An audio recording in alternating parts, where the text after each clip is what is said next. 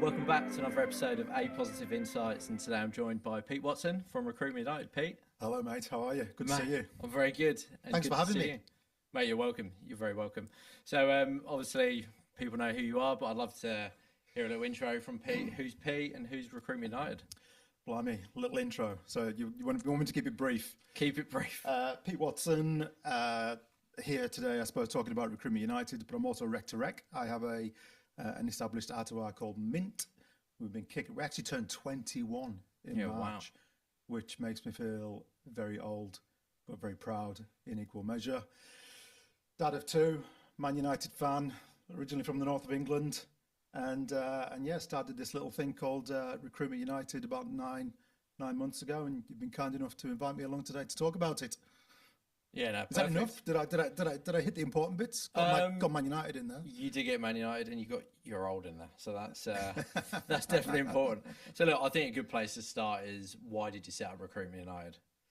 Mate, the truth of the matter is, 9 months. It came from a totally selfish place, really. If I'm being absolutely honest with myself, I was on the treadmill about 9 months ago, and I'm plodding along as I do, and I do all of my best thinking on the treadmill, and I just suddenly thought, why is there not a community for that forgotten demographic of recruiters and possibly growing demographic of recruiters, which is small business owners? Yeah. Why is there no community for us? Couldn't think of one. I knew there was a couple in the UK of various kind of shapes and sizes, but nothing for us in Australia. So I thought, well, if there isn't one, I'll start one. And that afternoon, knocked up a awful logo, which is standing the test of time to a degree. Called it Recruitment United because United works as a word. It's bringing small business owners together, and of course, it's also, homage to my awful football team. And I put a video on LinkedIn that afternoon, and within 1 week, there was 65 people in a very clunky, rushed together WhatsApp group. But to answer your question, the purpose of the group was just to create community. As a one-man band myself, having been a one-man band for many, many years, we don't have colleagues. A lot of us don't have business partners. There is literally nobody to celebrate with, commiserate with, ask advice of. Some people are literally doing it on their own. I had a bit of a community around me, but you feel like a nuisance ringing people and asking questions, because everybody's busy. So I thought, look, if I created a community where we can all just lean on each other and support each other and provide camaraderie and advice and just help each other on the journey, then that's got to be an easy thing. It was easy to set up. It was easy to bring people in. And instantly I knew there was appetite for it because people flocked to it in our own little Australian way. It's taken off. And now, 9 months later, there's 450 of us. Yeah, that's absolutely incredible. Obviously setting up a recruitment agency, it's such a low barrier to entry, but the difference from obviously actually setting up and scaling, like the importance, I really do believe having like an ecosystem of people that you can bounce ideas off and work with. Yeah. Because obviously traditionally you're kind of competing with everyone, so you don't really want to share your ideas. But I love the idea of the community and sharing advice and. But I suppose that's exactly what it stands for, right? It flies in the face of what we recruiters, certainly people of my vintage, were told back in the day. Do not talk to your competition. Do not engage with them. Certainly don't trust them. Yeah. Whereas now, we're rejecting those age-old philosophies, and we're demonstrating, we're proving that not only is all of that nonsense, but if you put an arm around your competition and help them, they're going to help you, and only beautiful things can happen. Yeah, no, that's right. So, why do you think it is so critical to have a community around startups and scale-ups? I think it's the way the industry is going. I don't know the exact stats. I don't know the data, but I know that the small man band, the two-woman band, is a growing demographic, and we can't do it alone. It's really difficult, and if we're going to compete with the bigger players, and if we're going to have a place in the recruitment agency landscape, we need to be able to be unified and collaborate. in numbers there is power, right? But I just think it's good for a productivity perspective. I think it's good for a mental health perspective. It's just a cool thing. Yeah, no, that's good. Okay, so when someone's traditionally setting up, like, what are some of the biggest challenges that they face, and that obviously Recruitment United can potentially fix? Yeah, so people don't know where to begin, right? So they don't know what is the best. There's so many products on the marketplace. They don't know which particular product is going to best suit them. So not only do they have advice on tap, but they can go onto the WhatsApp group, they can ask a question about CRM or a training or some kind of piece of software, and they will get 10, 15, 20 bespoke answers from people who've been there and done it before them within half an hour. The amount of time that they are saving is phenomenal. And the group themselves are endorsing products and just giving advice and saying, yeah, I used that, but it was average. I used this and it was amazing. And then they come to me. Chances are I've probably negotiated a discount on that particular product, because anything that the group talks about, I generally go to that supplier and say, look, our group is talking about your product. Do you want to come onto the website and offer us a little bit of discount? So we're saving money. Yeah, we're giving them advice on tap. We're just giving them, I suppose, hope. There's a lot of people out there, just because you're an experienced recruiter and you decided to take the plunge and do it on your own, doesn't mean that you're killing it. no. So if you've got a team around you who hold you put you on their shoulders, then it kind of pushes you through the tough times. We've just come out of one of the toughest markets in ages, and I know for a fact that the camaraderie in the group helped people get through that year.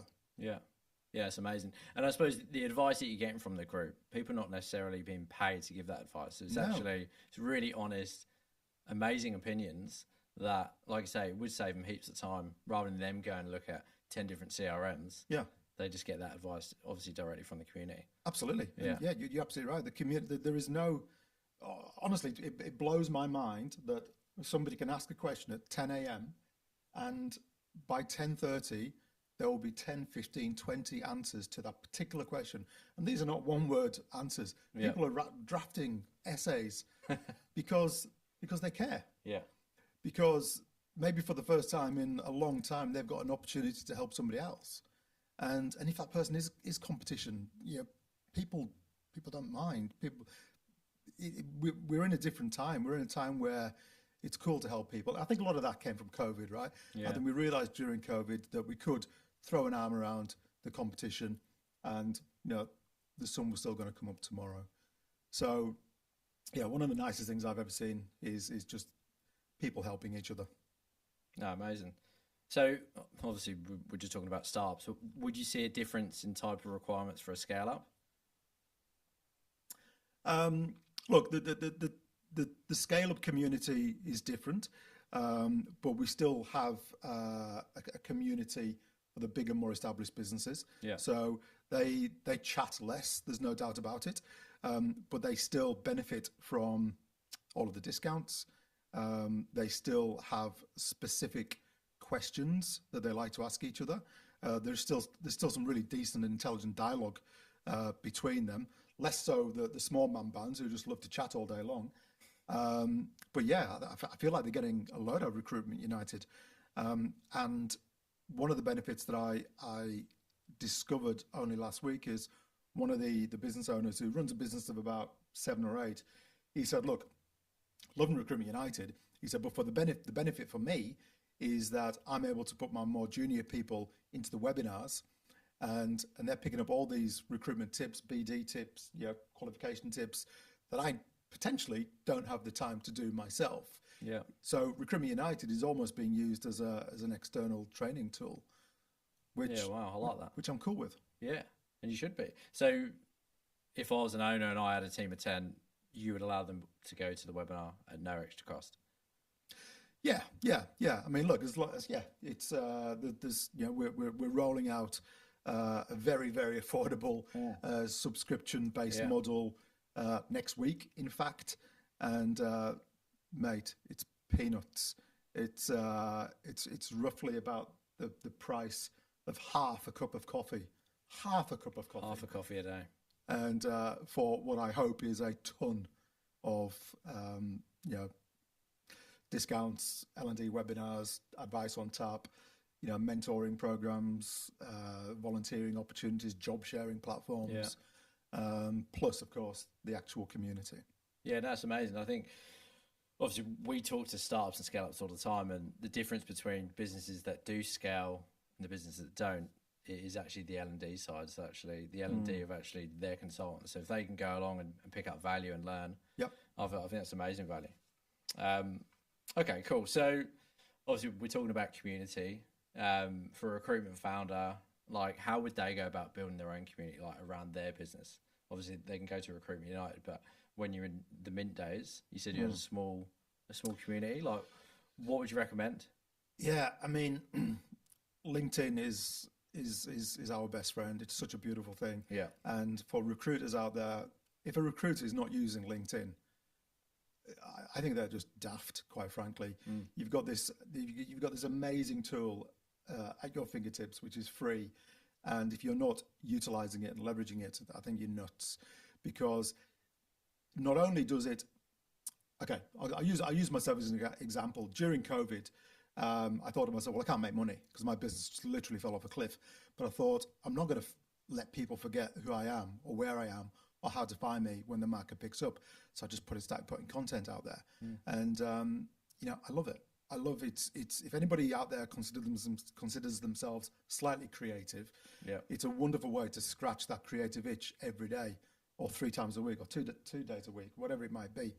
And people think they put out some content and they can't see the immediate ROI, so they scrap it. But the added value to doing that is you build this community. You create conversations each day. People are reaching out to you because they saw something you put out there. When you approach somebody, they know who you are because they've seen your content, but it just creates conversation each and every day. And that's community building. Yeah. And that fights isolation. I've been a rec to rec for 21 years. Vast majority of that time is been working for myself. And even though I started Recruitment United, I never really felt lonely. I've always felt like there's a community behind me, but that's because I'm super active on LinkedIn. And by the way, people take the pee out of me because I'm not the bloke in the city centre having coffees everywhere. I'm a bit of a recruitment recluse, bit of a hermit, but I don't feel like I am because I'm constantly talking to people, and that's purely down to my activity on LinkedIn. So if you're not active on LinkedIn and you're a recruiter, you're nuts, because being invisible in recruitment is you're losing money. Yeah. And you're not building a community or a network. No, that's so true. I have to say, recently when I saw you, was it the Australian Business Journal? I thought you superimposed yourself on that.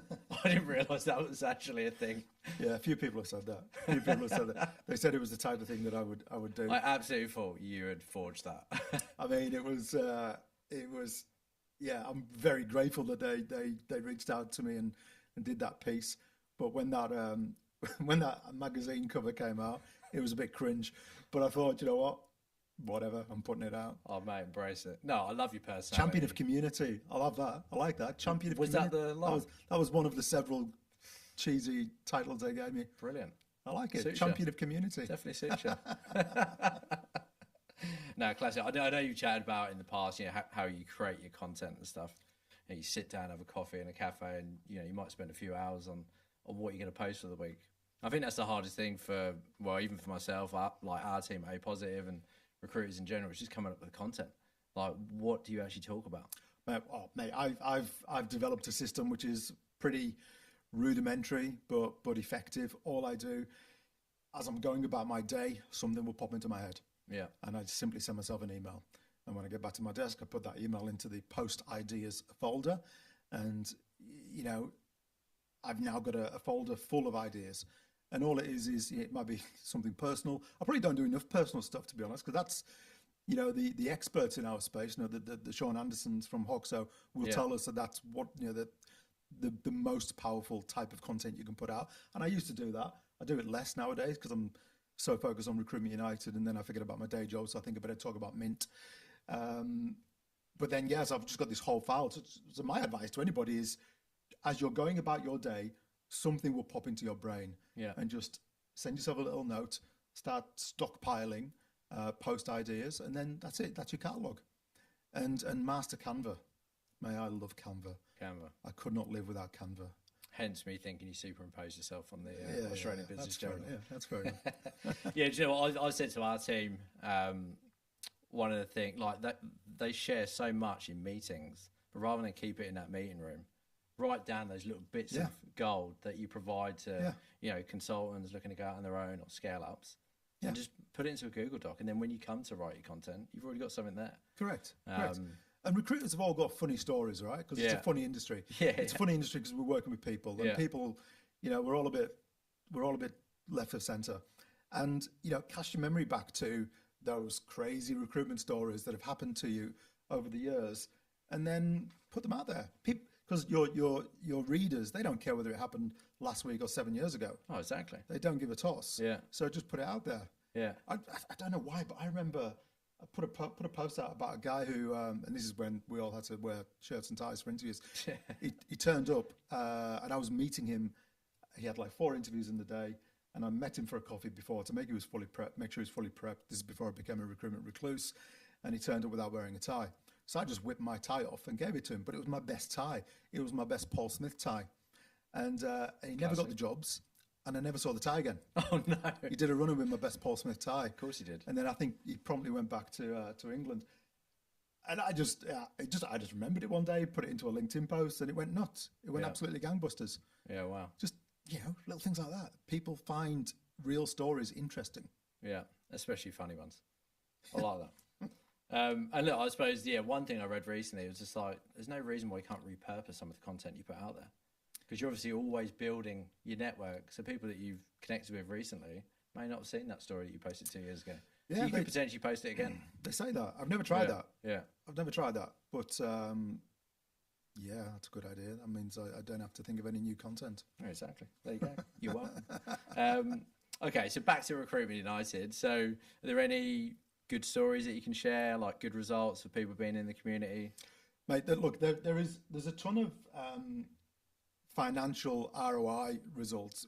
In fact, there's some strong case studies on the website, recruitmentunited.com.au. So I think there are lots and lots. In fact, I hope everybody in the community is saving money from being part of the community. Yeah.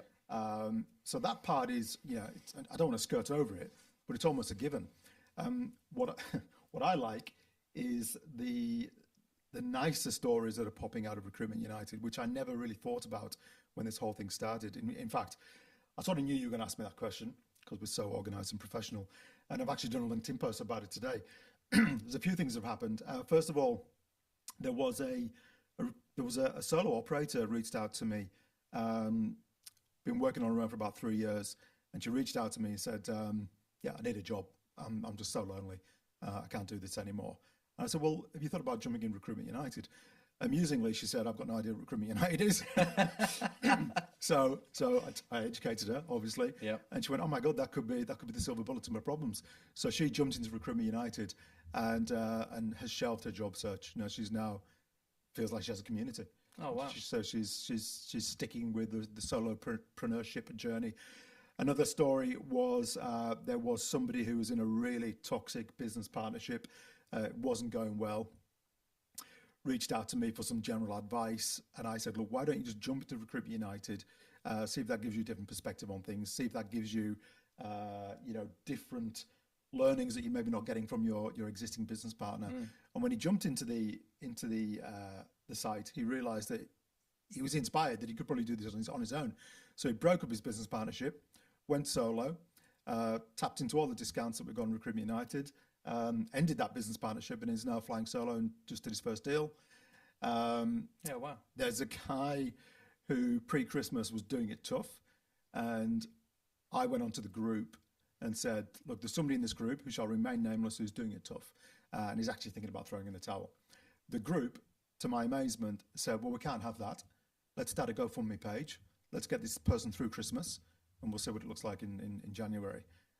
They were about to put their hands in their pockets and just lift this guy financially. He politely declined, and then about a week later, he signed up 3 retainers. Love it. And it's just like little stories like that, where humans are just lovely if you give them a chance to be lovely.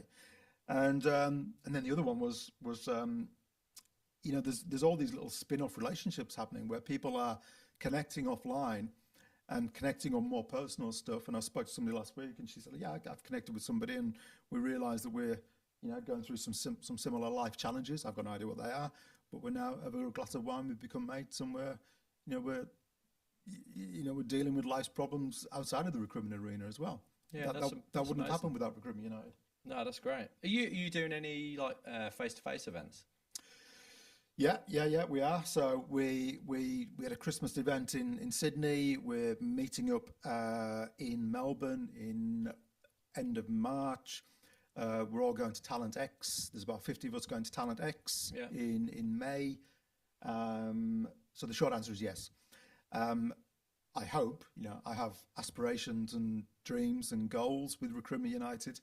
If the membership continues to grow the way it has, then who knows, we might have our first Recruitment United conference towards the end of the year. Yeah, right. Hopefully sponsored by APositive. Why not? But yeah, we definitely, because that's where the real magic happens, right? When people get together. But of course, the webinars, the webinars are happening every couple of weeks, and I know that's not face to face, but we're usually getting about 150 people turning up and eyeballing each other on Zoom. Yeah, no, I've seen the lineup. There's some amazing people coming in there. It's good. Am I getting lined up again for a webinar? If you'd like to, mate, absolutely. Let's do it. I would have to get like some kind of industrial sized Zoom membership because of the thousands and thousands of people that would turn up. Brilliant. So Pete, obviously we're talking a lot about startups, but why do you think there's more and more like one-man bands?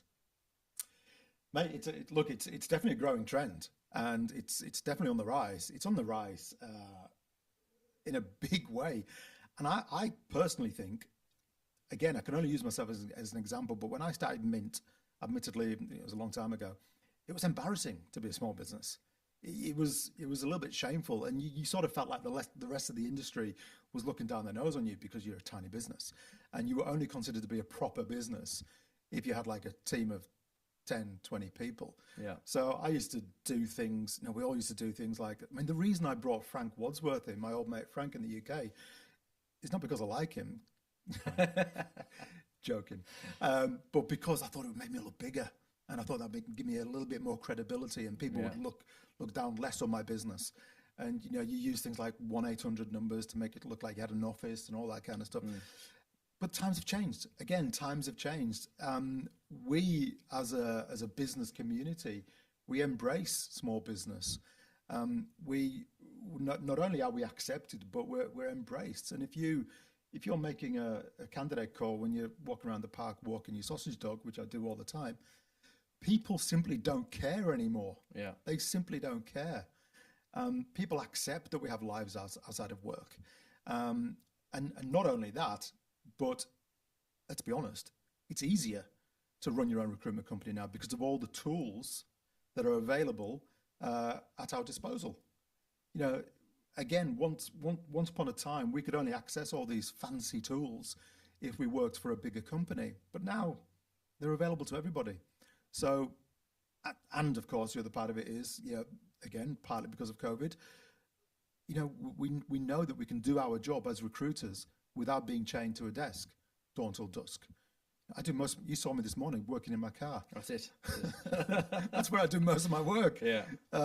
In the car, in between school runs, or football training runs. And that's just the way the world is, and I love it.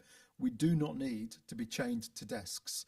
Now, I get it. If you're running a business and you want people in the office for purposes of morale, I get that. That makes sense. But if you're a very experienced recruiter and you're self-motivated, you can work from anywhere. Yeah, no, I absolutely believe that. And there's difference between a lifestyle business, one-man band, because you can earn really good money, have a great lifestyle, the flexibility, like you say, the the suppliers that can support you by actually scaling that business as well as a one-man band is so important. But yeah, like you touched on tools and stuff, but what's like some of the tools and technologies that you're seeing emerging at the moment? So mate, I'm not gonna lie. I referenced my age earlier, and I'm definitely one of these recruiters who has got through their career with nothing more than a phone. Yeah. And I've had my eyes open to all of the tools that are available to these small businesses, and it's mind blowing. It's mind blowing not only how many tools there are, but how good they are, how cost effective they are, how much they're designed to make our lives easier and more efficient.